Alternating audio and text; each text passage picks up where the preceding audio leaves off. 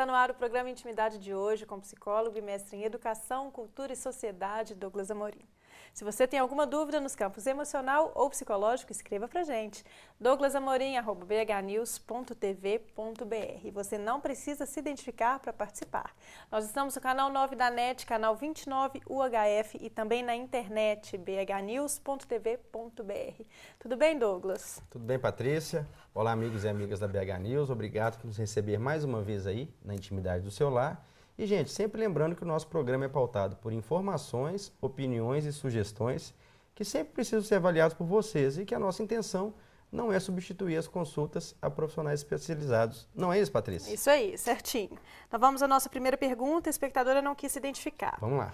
Tá? Ó, ela diz: estou péssima, muito triste e nem sei se vou me sentir melhor algum dia. Namorei por 7 anos e sempre fui muito feliz com meu namorado. Ele era carinhoso, atencioso, bom de cama, bom caráter e eu imaginava a vida feliz que íamos ter juntos. Pois bem, tudo corria às mil maravilhas e nós finalmente nos casamos. Fizemos uma festa maravilhosa, convidamos os amigos, parentes e foi tudo como manda o figurino. Eu estava radiante de tanta alegria e ele também parecia alegre.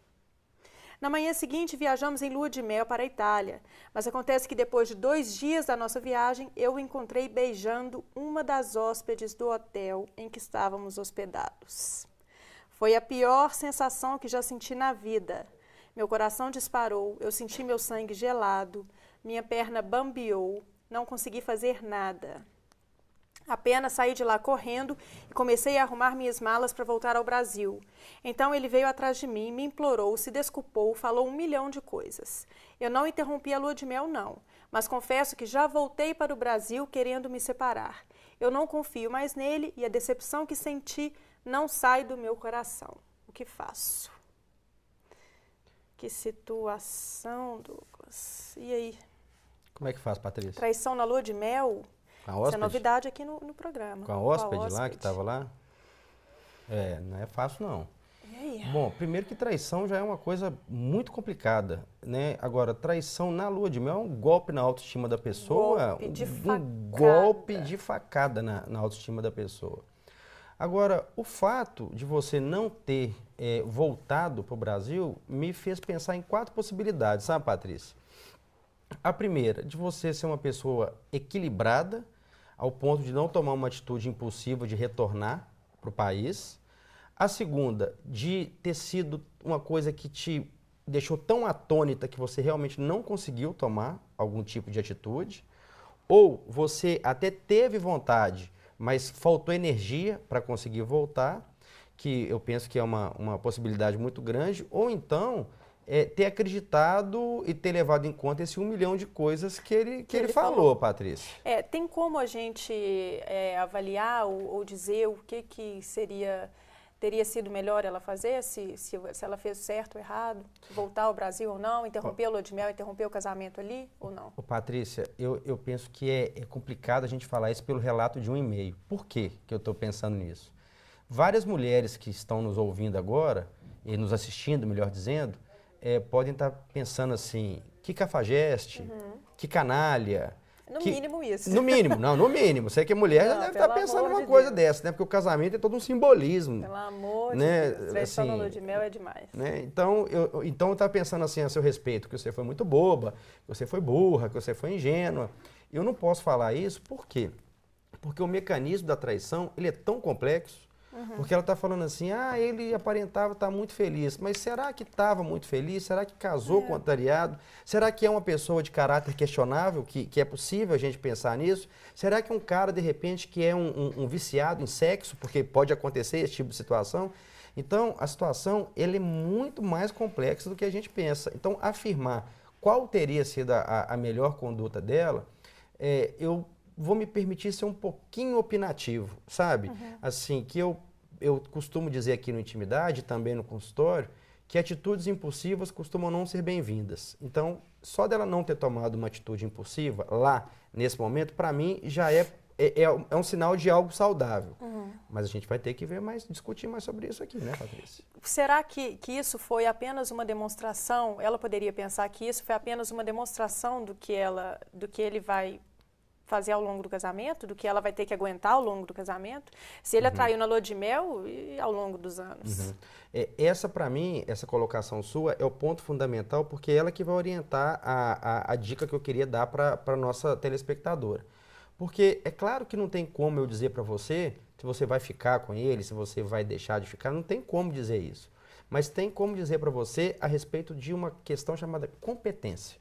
Ou seja, qualquer decisão que você tomar agora, ela precisa ser tomada com bastante competência. Exemplo, já tivemos vários casos aqui no Intimidade, e também já testemunhei isso no consultório por vezes, de pessoas que foram traídas e que uma perdoou a outra e a relação até melhorou.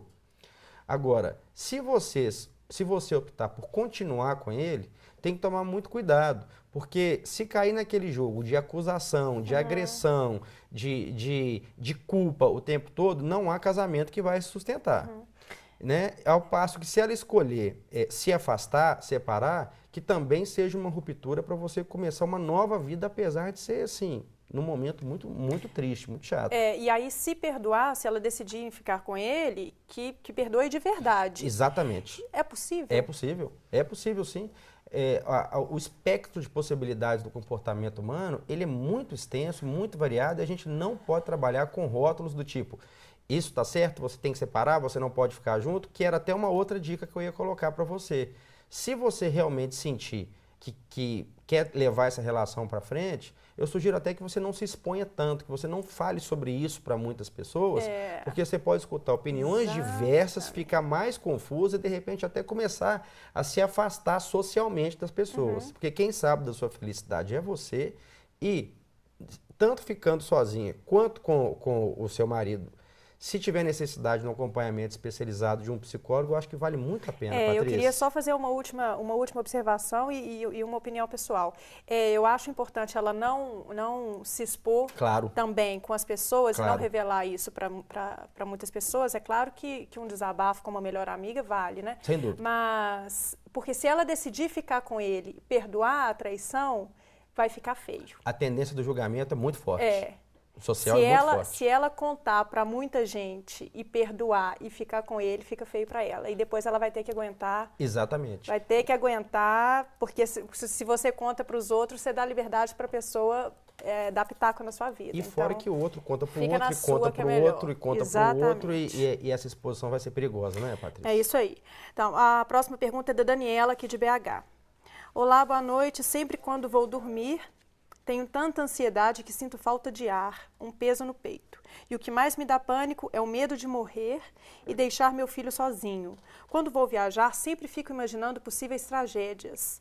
Até no trabalho, fico com medo de assalto, no trânsito e em outros lugares também. Será que tenho que procurar ajuda? Essa pergunta é muito mais comum do que as pessoas imaginam. Muitos especialistas diziam que o século passado seria o século da depressão. Que o mal do século seria a depressão. Para mim, o mal grande desse século mental é a ansiedade. Muitas pessoas têm crise de ansiedade sem motivo algum, e muitas pessoas acham que ter ansiedade diante de determinadas situações, como na véspera de uma prova, numa situação de um dia de um casamento, por exemplo, é errado e é absolutamente normal. Então, o que eu vejo, Patrícia? Vida moderna, excesso de competição no trabalho, excesso de pressão por resultados, excesso de vontade de ganhar dinheiro, assim, cada vez mais coisas para a gente fazer no mesmo período de tempo, ou seja, o dia tem 24 horas, vai tendo um somatório de coisas que vai sobrecarregando a mente e o nosso corpo, que começam a aparecer sintomas. E o sintoma que eu tenho visto mais corriqueiro atualmente é a eclosão de quadros ansiosos. Na verdade, a vida tem ficado cada vez mais difícil, né, Douglas? Concorda? Concordo. E principalmente com as coisas que vão chegando na vida da gente. Por exemplo, quanto tempo a gente fica hoje, por exemplo, respondendo e-mails, lendo e-mails? Isso não existia. A gente está dirigindo hoje, a gente está bebendo, está comendo, está com o telefone celular pendurado no ouvido. Isso tudo, esse somatório de coisas vai fazendo com que a gente tenha uma qualidade de vida piorada. Isso sem falar... Vai perdendo energia, você vai sendo sugado por aquilo tudo. Isso sem falar nos traços individuais de personalidade, porque é muito comum pessoas que desenvolvem quadros como síndrome do pânico terem um nível de exigência muito grande consigo. Agora, a gente nunca faz diagnósticos à distância aqui, na intimidade, não é, Patrícia? Agora, olha só o que a Daniela colocou pra gente. Falta de ar, peso no peito e esse medo de morrer, esse medo constante. olha só, isso pode estar indicando para a gente, ô Daniela, o início da instalação de um quadro de ansiedade. Não quer dizer que ele esteja instalado, mas veja bem, quando a gente pega os sintomas clássicos de um ataque de pânico, entre eles está escrito, Patrícia, sudorese, que a pessoa sua muito, tremores, falta de ar, aperto no peito, desconforto abdominal, desconforto torácico, ondas de calor ou de frio, medo de enlouquecer, medo de perder o controle. Então, de certa forma, a Daniela colocou para a gente alguns dos sintomas que começam a estar presentes em quadros de ansiedade. Então, Daniela, e pode até ter outros, por exemplo, quadros de fobia, ou às vezes até no quadro de transtorno obsessivo compulsivo, que são quadros de ansiedade, podem ter sintomas semelhantes ao que ela está colocando. E isso inclui a síndrome do pânico? Esse quadro de ansiedade é um ataque de pânico? Isso, um ataque de pânico ele pode estar presente em vários tipos de transtorno. Agora, existe o transtorno clássico, que é o transtorno do pânico, que a pessoa ela desenvolve todos esses tipos de sintoma, às vezes sem nada representar nenhum tipo de ameaça para ela. Agora, essa característica do medo, igual ela colocou aqui, eu acho que é muito perigoso. Por quê, Patrícia? Não sei se você observou no e-mail dela. Ela está falando o seguinte, que ela está com medo de deixar o filho sozinho, porque ela precisa de viajar a trabalho. Parece que ela viaja para trabalhar. Então, se ela não fizer uma avaliação com o psicólogo, que eu acho que é o super indicado para você, Daniela, o que vai acontecer? Esse medo tem uma tendência de aumentar. Aí daqui a pouco você não viaja mais, porque você tem medo de deixar seu filho sozinho. E aí você não viaja, daqui a pouco você não produz dinheiro. Você não produz dinheiro, você não consegue prover o seu filho das coisas que você acha que ele merece. Daqui a pouco você vai se sentir culpada, porque você não está conseguindo fazer isso. Aí, Daniela, vira uma bola de neve enorme. Agora, a avaliação com o psicólogo, Patrícia, é interessante pelo seguinte. Se ela detectar alguma coisa interna, por exemplo, o meu emprego está muito ruim, eu não estou sabendo lidar direito com ele. Ou a minha relação com meu marido não está muito boa. Às vezes essas coisas podem desencadear um quadro de ansiedade. Aí ela vai até o psicólogo, começa a fazer um trabalho de terapia, começa a aprender a lidar melhor com esse tipo de questão, pode ser que esses sintomas sumam. Agora, se não sumir com esse tipo de trabalho, pode ser necessário trabalhar em conjunto com um profissional de psiquiatria. Aí a gente vai precisar de trabalhar com a medicação. Inclusive porque o sono dela está começando a ser comprometido. Então, Daniela, eu acho que vale super a pena você fazer essa avaliação, igual você pediu assim, tem que procurar ajuda? No mínimo uma avaliação eu acho que vale a pena. Porque os indícios são de instalação de um quadro de ansiedade. E, por favor, ninguém precisa ficar passando por essas coisas. E fazer a revisão das coisas da nossa vida sempre vai fazer com que a gente tenha uma possibilidade maior de nos promover mesmo o bem-estar e ter uma vida mais digna. Porque eu tenho visto as pessoas, assim, infelizmente, muito adoecidas com ansiedade, Patrícia. Cada vez mais. Cada vez mais. Então fica aí a dica. A gente vai para o intervalo e volta já já. Até lá.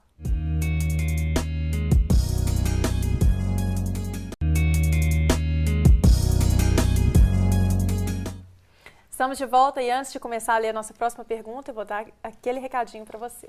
A Clínica Odontológica Doutora Regina Bregalda presta serviços de qualidade, com respeito, responsabilidade e comprometimento. Especializada em implantes e clareamento dentário, planeja cada tratamento com técnicas modernas e de maneira individualizada. Então não perca tempo, marque uma consulta gratuita.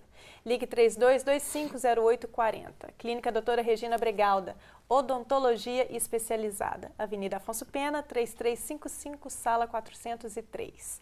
Um abraço a Regina, aproveitando. Isso aí. É isso, Douglas? É isso aí, ótimo profissional. É isso aí. A próxima pergunta, a pessoa não se identificou. Tá? Ela diz, Douglas, tenho 21 anos, sou estudante de Direito e garota de programa. No início eu fazia porque tinha que pagar a faculdade, sempre gostei de coisa boa, roupa cara e restaurantes caros. E em emprego nenhum eu ganharia mais ou a mesma quantia que ganho fazendo programa. Então fui levando, me acostumei com a vida de luxos e acabei tomando gosto pela profissão. Em muitos casos até sinto prazer e nos dias de menos trabalho chego a sentir falta. Pois bem, o que me preocupa é porque sei que não posso levar essa vida por muito tempo, até porque ninguém sabe como ganho meu dinheiro. Meus pais morreriam se descobrissem. Além disso, vou me formar e quero ser uma advogada de respeito e sucesso.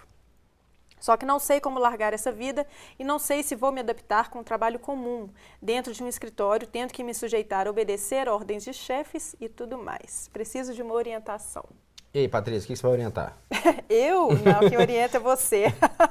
O que você pensou a respeito do e-mail dela, Patrícia? Não, me vem assim, ela gosta, né? É claro, que ela acostumou com a vida boa, realmente ela deve ganhar bem mais do que num trabalho qualquer. Agora, ela está estudando e, assim, eu não sei se daria, por exemplo, para ela conciliar uma vida de ser advogada advogada de dia e garota de programa à noite. Entendi. É possível? Eu Bom, acho que não. Primeiro que esse tema, Patrícia, quando a gente fala aqui no Brasil de prostituição, é um tema espinhoso para danar, né? Porque, Muito. assim, eu vejo que por conta, assim, até da própria cultura brasileira, e toda cultura tem uma influência muito grande da religião, vem com alguns valores, às vezes, assim, diluídos, sem a gente perceber. Mas, por exemplo, em tese, sexo seria só para fim de procriação, né? Na religião. Agora, quando a gente fala de sexo pelo prazer com relação à religião, já assusta. Agora, pelo prazer e valendo dinheiro ainda, o negócio fica preto, né? Fica feio pra caramba a coisa. Então, eu fico pensando o seguinte, tem até umas expressões, né? Mulher de vida fácil. E aí eu me pergunto, será que a vida é fácil? Mulher da vida. Mulher da vida, eu não sei se esse negócio é fácil, não. Agora, o fato é que tem alguns países, por exemplo, como a Holanda, não sei se o pessoal de casa já teve notícia, a Holanda, desde o ano 2000, Patrícia, legalizou a prostituição, né? E as prostitutas que trabalham nas casas noturnas, elas têm carteira assinada, aposentadoria e plano de saúde. E tem os seus deveres também, recolhe imposto de renda e recolhe previdência para quando for se aposentar. Foi um mecanismo que o governo holandês encontrou de diminuir criminalidade, diminuir a prostituição de menores, fazer um maior controle das doenças e tem funcionado lá numa região específica da Espanha, igual tem em alguns estados dos Estados Unidos e em Sydney, na Austrália, também é assim. Agora, eu fiquei pensando, não sei se você chegou a ver, Patrícia, recentemente a reportagem de uma garota de programa chamada Gabriela, que foi muito noticiada nos sites, em alguns canais de televisão. De letras. Estudante de letras da Universidade Federal de São Carlos, com 21 anos de idade. Assumidamente prostituta, inclusive na faculdade, todo mundo sabia. Eu queria só colocar uma observação que na reportagem ela se coloca absolutamente certa do que ela faz. Sim. E fala que gosta mesmo, que é a vida que ela escolheu e parece super inteligente, Sim. super estudiosa, dedicada à Sim. faculdade, aos estudos, né? E ganha a vida. Exatamente, com sexo, como profissional do sexo. E aí, ela ainda falou mais. Ela falou o seguinte, olha, eu estou me formando em letras, eu tenho vontade de dar aula. Aí vem um adendo triste, né? Assim, dar aula por hobby, porque como professor eu não vou ganhar nem sombra do que eu ganho como garoto de programa. Muito triste. E o plano dela é fazer mestrado, depois e pesquisar exatamente essa questão da prostituição. Agora, o fato é que a nossa telespectadora, ela entrou na prostituição de um jeito muito parecido com que as outras entram. Que elas entram assim, primeiro por necessidade, depois muitas vezes acabam ganhando dinheiro com isso, acabam se acostumando com os luxos e seguindo a vida. Um aspecto positivo que eu achei é o fato de você fazer faculdade. Eu achei muito interessante isso. Por quê? Porque nós temos notícias de muitas prostitutas que vão tocando a vida sem nenhum outro tipo de investimento e todos nós sabemos, gente, o mercado do sexo totalmente vinculado à beleza física. E você não vai ficar com essa carinha, com esse corpinho a vida inteira. Não é verdade, Patrícia? Com certeza não. Então você fez muito bem de fazer esse curso que vai ser uma alternativa interessante para você num determinado momento da sua vida. Agora, enquanto você não faz essa escolha, eu acho que nós temos que pensar que você pode ser uma advogada de respeito, sim. Isso vai depender da sua dedicação para os estudos e da sua competência. Nada te impede disso. E nada te impede também de montar o seu próprio escritório, que ela falou que talvez não se adapte com o chefe. Não tem problema. Né? Agora, tem uma questão dessa aí. Se você levar as duas profissões em conjunto, pode ser num determinado momento que você está no seu escritório para atender um cliente, entra um cliente seu, de fato de fazer programas com você. Você tem que ver como que você vai lidar com isso. Então, enquanto você não se define, eu acho que a questão é você, pelo menos, se organizar profissionalmente na área do direito e estudar bastante, sim, porque o seu corpo, num determinado momento, não vai responder mais da mesma forma, isso é biologicamente comprovado, não sou eu que estou dizendo isso. E, se puder, fazer alguma poupança ou algum plano de previdência privada para também ir se programando para o futuro, como todos nós, como eu tenho, como a Patrícia tem, como muitos de vocês que estão nos assistindo agora têm. Mas essa decisão de deixar ou não o momento específico vai caber tão somente a você. Ela fala que os pais não sabem que morreriam se soubessem. Dá para enganar muita gente por muito tempo? Eu já tive contato com pacientes que trabalhavam como profissionais do sexo e que enganaram muita gente muito tempo, inclusive até namorados. Até namorados. Que coisa. É quase inacreditável, mas assim, por anos. Não estou falando por meses não, Patrícia, por anos. Como que conciliam essa vida dupla, né? Aí eu não posso contar que são as coisas do consultório. Que coisa. Né? Essa parte a gente não pode falar, então, não. Então tá. Segredo. Segredo. Ok, tudo bem. O recado foi dado, né? Exatamente. Isso que importa. A quarta pergunta é da Daniela, de BH. É isso mesmo? Isso. É isso mesmo, isso, né? Daniela, isso mesmo. Boa noite, Douglas. Primeiramente, gostaria de parabenizá-lo pelo programa. Me identifico muito com algumas participantes do seu programa que mandam mensagens falando da dificuldade de emagrecer. Já procurei diversos profissionais e percebo que quanto melhor é o tratamento, mais rápido eu chuto o balde e desisto. Parece que eu não quero voltar a ser o que era, que eu não quero emagrecer e vocês não conseguem imaginar como me consumo na vontade de não mais ser gorda. Sempre fui magra. Ser magra era bom, mas não era essencial como parece ser hoje. Pois bem, fico pensando e às vezes parece nítido que isso é autossabotagem. Aconteceu um fato no passado que me culpo. E também já cheguei a achar que esse peso todo fosse cumprimento de uma penitência eterna por causa disso. Não consigo achar um foco, uma motivação que não me deixe desistir. E olha que o peso já está alterando a minha saúde. E amo viver. Será que ainda tenho chance ou sou um caso perdido? Ah, não. Não. Esse negócio de caso perdido, não. Ninguém é um caso perdido? Não, tem gente que é caso perdido. Tem gente que é caso muito mais perdido que você imagina. É mesmo? Só que a pessoa é caso perdido quando? Quando ela desiste de tentar. Sim. Quando ela desiste de tentar, é caso perdido. Eu falo isso muito no consultório. Você pode dar com a cabeça 1 milhão de vezes aqui no nosso trabalho, que não me importa, mas enquanto você estiver tentando, é o que vale a pena, é o sinal de saúde mental. A hora que você joga a toalha, aí sim você começa a se transformar num caso perdido. Então, Daniela, definitivamente não é o seu caso. Com relação à questão de emagrecimento, tem se tornado até um problema de saúde pública no Brasil, Patrícia. Já falamos disso. Já falamos disso também, várias vezes. E se num dado momento, Daniela, para você não era tão importante emagrecer, com o passar do tempo, principalmente pela ditadura da mídia, da questão da estética do corpo, sobretudo feminino, né? Muitas vezes padrões inatingíveis. Sim. Não é, Patrícia? A gente tem que frisar isso sempre aqui no Intimidade. Corpos que não são possíveis uma pessoa com vida normal, que trabalha, que é mãe, que estuda, atingir, vão se tornando cada vez mais escravas desse tipo de situação.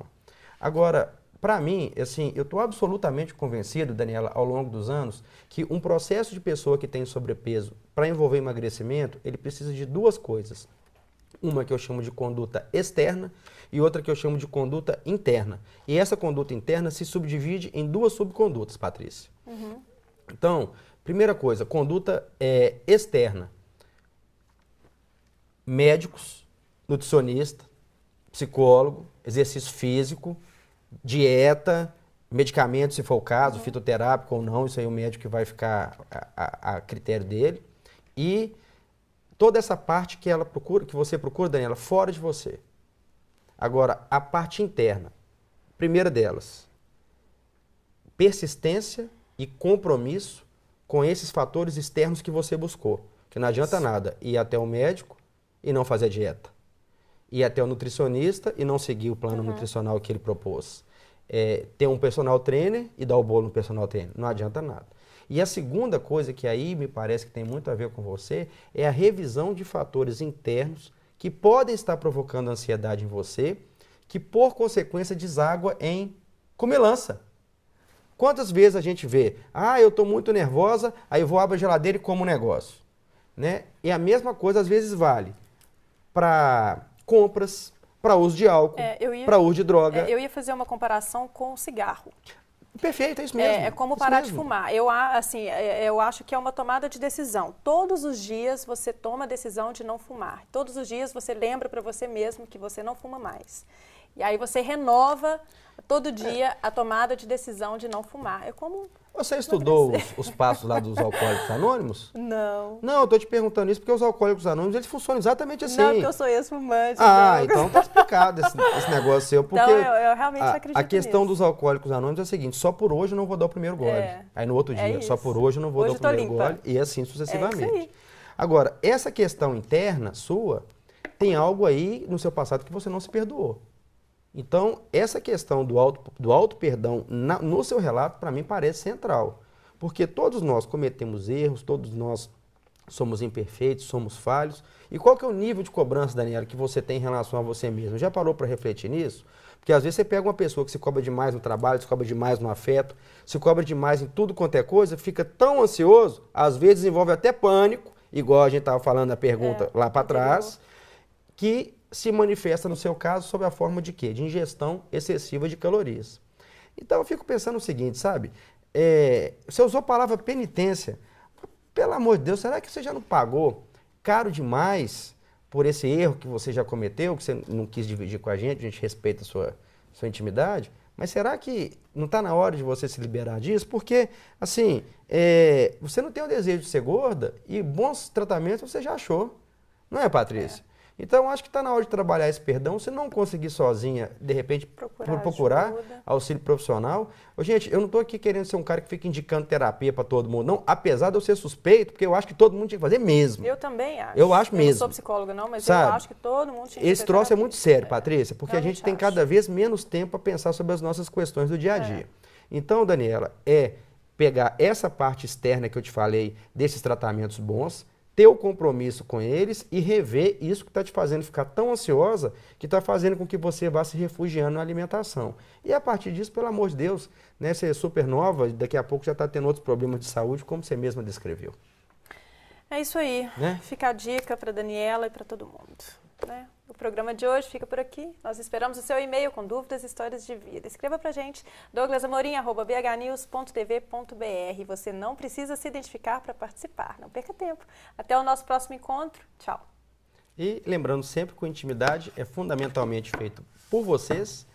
Estamos aqui todas as quintas-feiras, às 8h30 da noite. Envie a sua pergunta, eu tenho o maior prazer em receber a sua pergunta, seu relato de vida. Somente eu tenho acesso à mensagem que você manda. Não é um e-mail que cai em redação, em caixas de várias pessoas. A sua intimidade não será exposta, pode ficar tranquilo com isso.